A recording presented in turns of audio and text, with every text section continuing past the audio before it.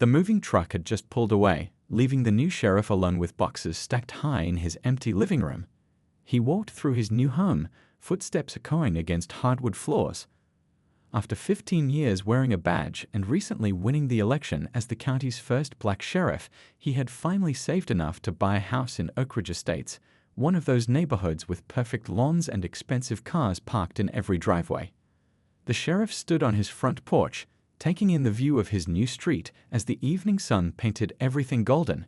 Houses stretched in neat rows with manicured gardens and tall trees. This was a far cry from the small apartment he'd been renting downtown.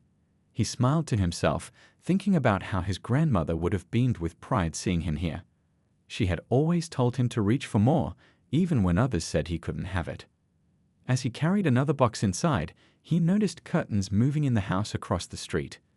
Neighbors were watching him, not with the friendly curiosity of welcoming someone new, but with suspicious stares that followed his every move. He gave a friendly wave, but the curtain quickly dropped. The same thing happened at the house next door when he glanced over. "Well, that's promising," he muttered to himself, setting down a heavy box marked kitchen on the counter. He wasn't surprised, exactly. Being the only black face in a sea of white had been his reality many times before, at the police academy, at leadership conferences, and now in his new neighborhood. That night, he unpacked just enough to make the place livable: sheets on the bed, coffee maker ready for morning, and his grandfather's old rocking chair by the front window. He sat there looking out at the street as darkness fell, watching porch lights come on and neighbors walking dogs, always at a distance. No one stopped by with a welcome basket or friendly hello. The next morning, he was up early. Years of police work had trained his body to rise with the sun. He laced up his running shoes and headed out for a jog around the neighborhood, wanting to learn every street and corner, both a professional habit and personal curiosity. He nodded politely to the few neighbors already out, receiving tight smiles or averted gazes in return. As he rounded a corner, he nearly collided with an older man walking a small white dog. "Morning," the sheriff said with an easy smile. The man looked him up and down, clutching his dog's leash tighter. "Residents only in this neighborhood," he said flatly. "I know," the sheriff replied, still keeping his tone friendly. "Just moved in yesterday, over on Maple Drive." The man's eyebrows shot up. "You bought the Henderson place?" "That's right." The man gave him another once-over before walking away without another word, pulling his dog along. Back at home, the sheriff showered and dressed in casual clothes, no uniform today as he was technically still moving in. He spent the morning unpacking, arranging furniture, and hanging family photos. Every so often, he caught glimpses of neighbors slowing down as they drove past his house or peering over fences. By afternoon, he decided to work on the front yard.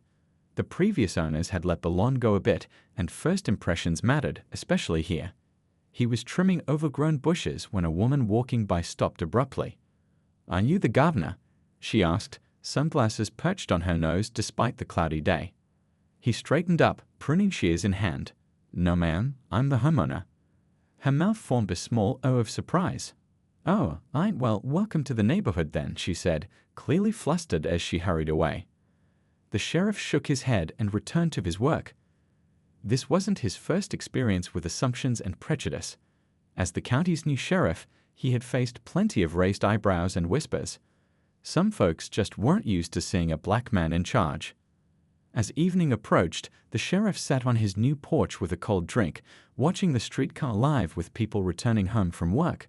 Cars slowed as they passed his house, drivers doing double takes when they spotted him. He simply nodded or waved, refusing to let their stares chase him inside. "Home sweet home," he said quietly to himself, taking a long sip of his drink. He knew fitting in here would take time.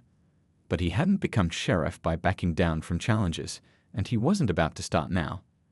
This was his home, he had earned it, and he was here to stay, whether his new neighbors liked it or not. Little did he know that in just a few days, those suspicious stares would turn into something much more confrontational. 3 days had passed since the sheriff moved in. He was starting to settle into a routine, waking early and spending his mornings unpacking boxes before heading to the station for afternoon meetings. Today was his day off, and he decided it was time to tackle the front yard properly. The morning sun beat down as he worked the soil around his new flower beds. Sweat trickled down his back as he planted colorful perennials that would bloom year after year. Gardening had been his father's passion, and now it was his way of honoring the old man's memory. He was so lost in thought that he didn't notice the black SUV cruising slowly down the street until it stopped right in front of his house. The vehicle gleamed in the sunlight, freshly washed and waxed. Bold white letters on the side read, "Oak Ridge HOA Enforcement." The sheriff straightened up, wiping soil from his hands onto his jeans as two men emerged from the SUV. They wore crisp navy blue uniforms that looked suspiciously like police attire, complete with badges pinned to their chests and utility belts around their waists. One was tall and broad-shouldered with a crew cut, the other shorter with a stern face and mirrored sunglasses. They approached with purposeful strides, hands resting near their belts in a posture the sheriff recognized all too well from his years in law enforcement. It was a stance meant to intimidate, to establish authority before a word was even spoken. "Good morning," the sheriff called out, keeping his tone friendly despite the unease settling in his stomach. Neither man returned the greeting. Instead, the taller one spoke in a clipped, official tone. "Sir, we need to see some identification." The sheriff raised an eyebrow. "May I ask why?" "We've received reports of suspicious activity at this address," the shorter man said, removing his sunglasses to reveal cold eyes. "Multiple neighbors have called about an unauthorized individual on this property." The sheriff looked down at his soil-stained hands and dirt-smudged t-shirt, then back at the men. "I'm the homeowner," he said simply. The two men exchanged glances, skepticism clear on their faces. "Right," said the taller one, not bothering to hide his disbelief. "We're still going to need to see some ID and proof of residence." The sheriff noticed a young woman walking her dog across the street slow down to watch the interaction. An older couple 2 houses down had paused their gardening to stare openly. He felt like he was in a fishbowl, with the entire neighborhood watching the show. "I don't carry my wallet while I'm gardening," he explained calmly, "but I can get it from inside." The shorter man stepped closer, blocking his path to the front door. "Sir, we can't let you enter the premises until you prove you have a right to be here." The sheriff fought to keep his expression neutral, though anger flickered in his chest. "This is my home. I purchased it last week." "That's not what our records show," the taller man said, pulling out a tablet. "According to HOA documentation, this property was sold to," he paused, squinting at the screen, "a county employee. The previous owners didn't mention anything about." He trailed off, eyeing the sheriff's appearance. "About what?" the sheriff asked, his voice level despite the tension building in his shoulders. The shorter man reached for his radio. "Base, this is Unit 3. We have a situation at 1478 Maple Drive. Non-compliant individual claiming residency. Please advise." A crackling voice responded, though the sheriff couldn't make out the words. More neighbors had emerged from their homes now, gathering at a distance to observe the confrontation. The sheriff noticed phones being raised, likely recording the interaction. The taller man took a step forward. "Sir, until we can verify your identity, we're going to have to ask you to step away from the property." "And if I refuse?" the sheriff asked quietly. The shorter man unclipped something from his belt that looked alarmingly like handcuffs. "Then you'll be detained for trespassing and resisting HOA enforcement. We are authorized to remove unauthorized individuals from community properties." The sheriff looked from one man to the other, taking in their stance, their expressions, the badges that gleamed in the sunlight, badges that looked remarkably similar to police shields but weren't quite right. He'd seen enough police impersonators in his career to recognize the signs. "Detained?" he repeated, his voice dangerously calm. "You're saying you have the authority to detain me?" "That's correct," the taller man said, moving his hand to rest on what appeared to be a taser at his hip. "HOA protocols are very clear about security measures." The sheriff took a deep breath. This confrontation was about to take a turn these men weren't expecting. Not at all. The sheriff stood his ground, soil still fresh under his fingernails, as the two men in their mock police uniforms took another step toward him. By now, at least a dozen neighbors had gathered on the sidewalk, watching the scene unfold with a mix of concern and curiosity. Some had their phones out, recording everything. "Last chance," said the taller fake officer, his hand still resting on what looked like a taser. Step away from the property or we'll be forced to detain you." The sheriff looked around slowly, taking in the audience they'd attracted. He could feel his heart beating steady and strong in his chest, not from fear, but from a simmering anger he'd learned long ago to control. This wasn't his first rodeo with power-hungry men hiding behind fake badges. "You know," he said calmly, "I'm curious about something. What exactly are your credentials? Are you actual law enforcement officers?" The shorter man puffed out his chest. "We're certified HOA enforcement officers with full authority to maintain community standards and security in Oak Ridge Estates." "Certified by whom?" the sheriff asked, genuinely curious how far this charade went. "By the Oak Ridge Homeowners Association Board," the taller one snapped, clearly annoyed by the questioning. "Now enough stalling. Either you provide identification proving you belong here, or we're taking you in." "Taking me in where, exactly?" the sheriff asked, crossing his arms. "Do you have a holding facility? Or were you planning to call the actual police?" A flicker of uncertainty crossed the shorter man's face, but his partner doubled down. "We have a security office on community grounds. You'll be detained there until your identity can be verified." The sheriff nodded slowly. "So, to be clear, you two men with no actual law enforcement authority are threatening to physically remove me from my own property and hold me against my will somewhere." A woman in the growing crowd of onlookers gasped. The taller officer's face reddened. "Sir, put your hands behind your back," he demanded, unclipping the handcuffs from his belt.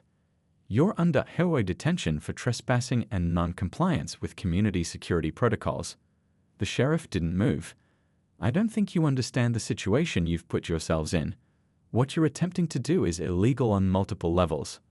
"What's illegal is you refusing to comply with HOA regulations," the shorter man said, stepping to the side as if to flank him. "This is private property." "Yes, it is," the sheriff agreed. "My private property, which you are currently trespassing on while impersonating law enforcement officers, a felony in this state, by the way." The taller officer reached for the sheriff's arm. "That's enough. Hands behind your back now." In one smooth motion, the sheriff sidestepped the grab, maintaining his composure even as the tension escalated. The crowd murmured as phones recorded every second. "Touch me, and you're adding assault to your growing list of charges," the sheriff said, his voice dropping to a dangerous quiet. "Now, I've been patient, but this ends now." "You don't give orders here," the shorter man snarled, reaching for his own set of handcuffs. "We do." The sheriff shook his head. "Actually, in this county, I do give orders."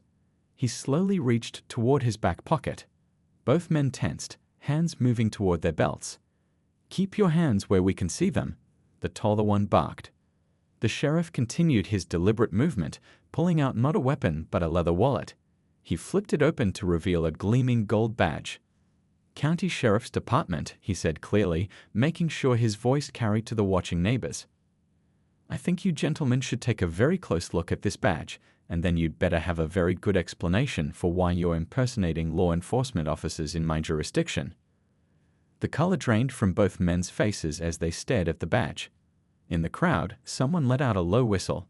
The shorter officer took a step back, suddenly looking much smaller in his fake uniform. "But you're not," the taller one stuttered, his authority evaporating like morning dew under a hot sun. "Not what?" the sheriff asked, still holding his badge up for everyone to see. "Not who you expected to be intimidating today. I'm the new county sheriff, and you two are in serious trouble." A heavy silence fell over the front yard. The sheriff kept his badge held high, making sure everyone in the growing crowd could see it clearly. The two fake officers stood frozen, their faces a mixture of shock and dawning horror as they realized the depth of the hole they'd dug for themselves. "I don't understand," the shorter officer finally stammered, his earlier confidence evaporating. "The HOA board said the house was sold to a county employee, but they didn't say." "Didn't say what?" the sheriff asked calmly, tucking his badge back into his pocket. "That the new county sheriff is black." Neither man answered, but their silence spoke volumes. The taller one fidgeted with his fake badge, no longer looking the sheriff in the eye. From the crowd, an older woman stepped forward. She wore an expensive jogging suit and had the stern look of someone used to getting her way. "There must be some mistake," she announced loudly. The HOA board assured us they were monitoring all new residents carefully. She looked the sheriff up and down with obvious disapproval. The sheriff turned to face her, his expression professional but unyielding. "Ma'am, are you on the HOA board?" She lifted her chin. "I'm the president." "Perfect," the sheriff said. "Then you can explain why your organization has people impersonating law enforcement officers. That's a serious crime in this county." The woman's face flushed. "They're security personnel, not police officers." "Really?" The sheriff gestured to their uniforms, the badges, the handcuffs, and what appeared to be tasers on their belts. "Because they just tried to place me under what they called HOA detention and were about to handcuff me on my own property." Murmurs rippled through the crowd. Someone shouted, "I've got it all on video." The HOA president's eyes darted nervously to the neighbors with phones raised. "Our enforcement team is authorized to secure the neighborhood and ensure compliance with community standards." "Your enforcement team is not authorized to detain anyone," the sheriff corrected firmly. "They have no more legal authority than any other private citizen, less in fact when they're pretending to be something they're not." The taller fake officer cleared his throat. "We were just following protocols established by the board." The sheriff turned back to him. "Then the board has established illegal protocols. You can't detain people. You can't handcuff them. You can't remove them from their property. And you absolutely cannot dress up like law enforcement officers and pretend to have police powers." By now, more neighbors had joined the scene. The sheriff noticed how they clustered in small groups, whispering and pointing. He caught fragments of conversations. "Did you know he was the new sheriff? The board's going to have to explain this." "I told them those security guys were going too far." The HOA president seemed to realize she was losing control of the situation. "This is a private community matter," she announced loudly. "I'm asking all residents to return to their homes while we sort this out." Nobody moved. The sheriff shook his head. "This stopped being a private community matter the moment your people tried to unlawfully detain a county official. This is now a criminal investigation." He turned to address the two fake officers directly. "I want your full names, your employment information, and contact details for whoever supervises you. Then you're going to hand over those handcuffs and anything else on your belts that mimics police equipment." The men looked to the HOA president, who had gone pale. Now the sheriff added firmly. With trembling hands, the shorter man unclipped his handcuffs and utility belt. The taller one followed suit, placing the items on the ground. "As for you," the sheriff said to the HOA president, "I'll need all documentation related to your security protocols, hiring practices, and board approvals for these enforcement activities. I'll be at your office tomorrow morning at 9 to collect them." The woman opened her mouth to protest, then closed it again. A slow clap started from somewhere in the crowd. Others joined in until a wave of applause spread among the watching neighbors. The sheriff noticed that not everyone was clapping. Several people turned away with disapproving looks, but many were nodding in approval. He hadn't wanted his first week in the neighborhood to play out like this. He'd hoped for a quiet settling-in period before anyone learned about his position. But now that the cat was out of the bag, maybe it was for the best. One thing was certain: the HOA's days of plain police were over. The next morning, the sheriff sat at his desk at the county law enforcement building, sipping coffee and reviewing the statements he'd collected from neighbors after yesterday's confrontation. His phone hadn't stopped ringing since he'd arrived at work. News traveled fast in small communities, and by now, everyone in the department had heard about the HOA officers who tried to arrest their new boss. His deputy knocked on the doorframe, leaning in with an expression that mixed concern with barely hidden amusement. "Boss, there are 3 news vans parked outside. Reporters want a statement about what happened yesterday." The sheriff sighed. He'd hoped to keep this quiet until he completed a proper investigation, but someone had uploaded video of the confrontation online. It had already racked up thousands of views. "Tell them I'll speak with them later," he said. "Right now, we've got work to do." The deputy nodded and handed him a thick folder. "I pulled everything we have on Oak Ridge Estates. Turns out we've gotten complaints before about their security team, but nothing ever came of them." The sheriff flipped through the folder, frowning as he scanned the reports. Multiple incidents where Oak Ridge's enforcement officers had harassed visitors and service workers, particularly people of color. complaints about aggressive patrols and intimidation tactics. Each report had been filed, then seemingly forgotten. "Why weren't these followed up on?" he asked. The deputy shrugged uncomfortably. The former sheriff, he played golf with the Oak Ridge HOA president every Sunday, said it was just a community handling its own business. The sheriff closed the folder, his jaw tightening. Well, things work differently now. At 9 o'clock sharp, he walked through the doors of the Oak Ridge Estates Community Center, where the HOA kept its offices. He wore his full sheriff's uniform, badge gleaming on his chest. The receptionist's eyes widened as he approached. "I have an appointment with the board president," he said politely but firmly. The woman fumbled with her phone. "She's, running a little late this morning." "I'll wait," the sheriff replied, settling into a chair in the lobby. He noticed a wall of photographs showing past and present board members. In every picture, row after row of smiling faces, not a single person of color among them. 20 minutes later, the HOA president hurried in, followed by a man in an expensive suit who she introduced as the HOA's attorney. The sheriff nodded and followed them into a conference room lined with dark wood panels. "Before we begin," the attorney said smoothly, placing his briefcase on the table, "I want to express that the board deeply regrets yesterday's misunderstanding." "Misunderstanding?" the sheriff repeated. "Your security team attempted to unlawfully detain me while impersonating law enforcement officers. That's not a misunderstanding. That's a crime." The HOA president shifted nervously in her chair. "Our enforcement team has been instructed to be vigilant about suspicious individuals in the neighborhood." "And what exactly made me suspicious?" the sheriff asked quietly. "The fact that I was gardening in my front yard? Or something else?" Neither answered, but their silence spoke volumes. The sheriff placed a recorder on the table. "I'd like to ask you some questions about your security protocols, and I'd like to record this conversation. Is that all right with you?" The attorney looked uncomfortable, but nodded. For the next hour, the sheriff methodically questioned them about the HOA's enforcement practices. How were the officers trained? What instructions were they given? Who authorized them to carry handcuffs and wear police-like uniforms? With each question, the HOA president became more flustered, while the attorney tried to steer the conversation toward talk of community standards and property values. But the sheriff wouldn't be diverted. "I've reviewed multiple complaints filed against your security team over the past 2 years," he said, placing the folder on the table. "There seems to be a pattern of targeting certain individuals."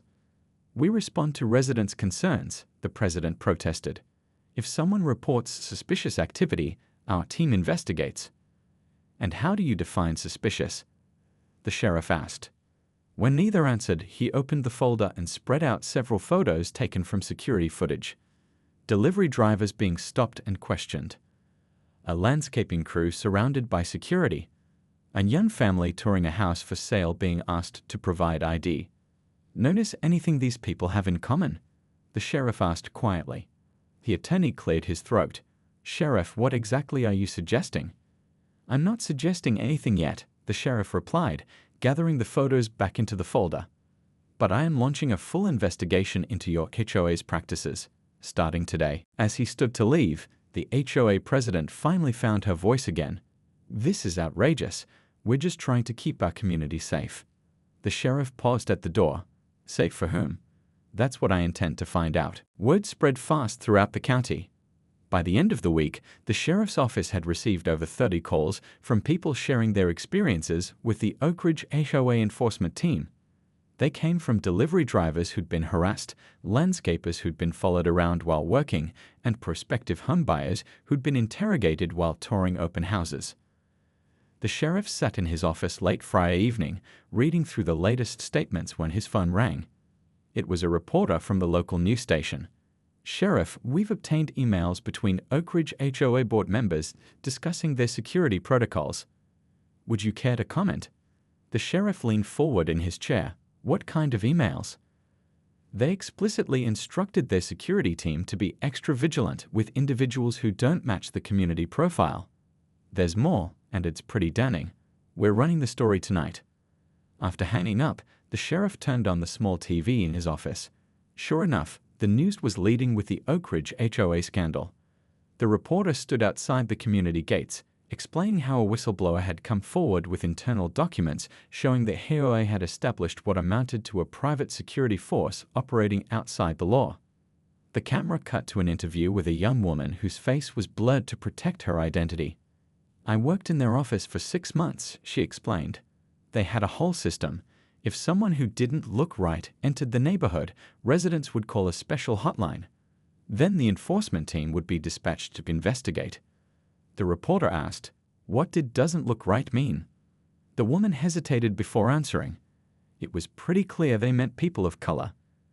They never said it outright, but everyone knew. The sheriff turned up the volume as the news anchor returned to the screen. "Sources tell us the county prosecutor is considering charges against several Oak Ridge HOA board members and security personnel." When reached for comment, the HOA's attorney said only that they were cooperating fully with authorities. The next morning, the sheriff drove to work through a gauntlet of news vans. Reporters shouted questions as he walked into the building, but he politely declined to comment until the investigation was complete. Inside, he found the county prosecutor waiting in his office. "This case is blowing up," the prosecutor said, dropping a thick stack of papers on the desk. "These are search warrants for the HOA offices, the security team's headquarters, and the board members' electronic communications. A judge signed them an hour ago." The sheriff nodded. "Good. How soon can we execute them?" "I've got a team ready to go, but listen," the prosecutor leaned forward, lowering his voice. "The board president called me this morning. She's willing to cooperate in exchange for consideration." "What kind of consideration?" "She claims the security protocols came from the former head of their enforcement team. Says the board approved them without understanding what was really happening." The sheriff frowned. "She's trying to save herself by throwing others under the bus." "Probably," the prosecutor agreed. "But she's offering all their records, training materials, everything. Could save us months of investigation." By noon, the sheriff stood watching as officers carried boxes of documents and computers from the HOA offices. Neighbors gathered on the sidewalk, watching the scene unfold.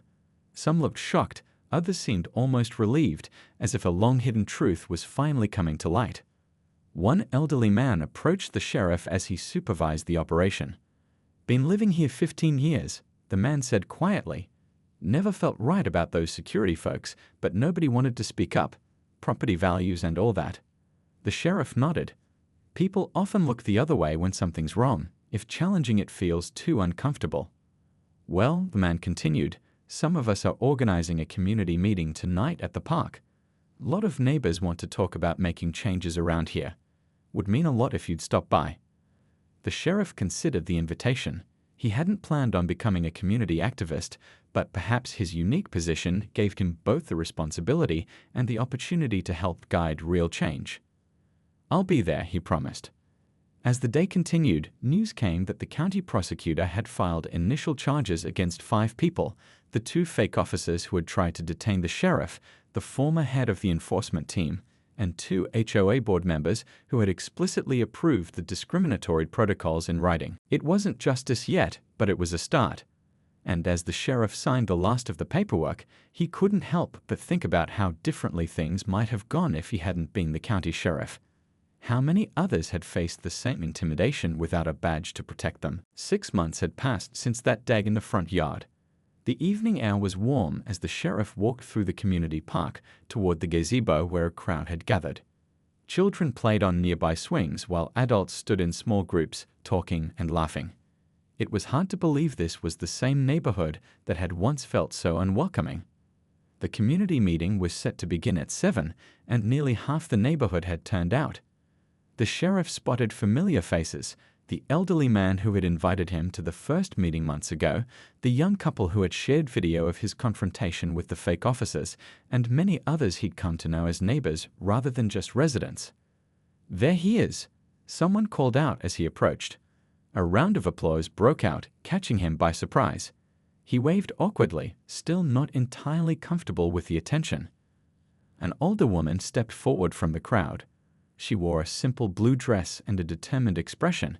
As the newly elected HOA president, the first black woman to hold the position in Oak Ridge's history, she commanded respect without intimidation. "Thank you all for coming tonight," she said, addressing the gathering. 6 months ago, our community was divided by fear and mistrust. Today, we're here to celebrate how far we've come and to look toward the future.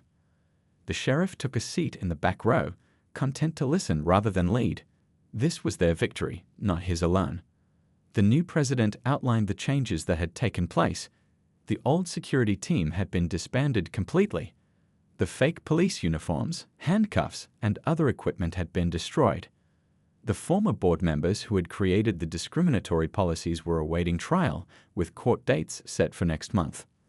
But most importantly, she continued, we've created a new kind of community here. One where safety comes from knowing your neighbors, not from intimidating strangers. A young father raised his hand.